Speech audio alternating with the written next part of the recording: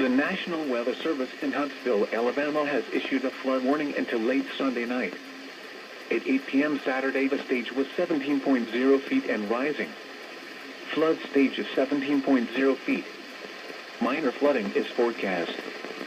Forecast: rise above flood stage late this evening and crest near 18.5 feet by Sunday morning. The river will fall below flood stage by late Sunday evening. Impact: at 19.0 feet, water begins to flood yards on the downstream side of the Brownsboro Road Bridge. Flood history: this crest compares to a previous crest of 17.8 feet on February 16, 2016.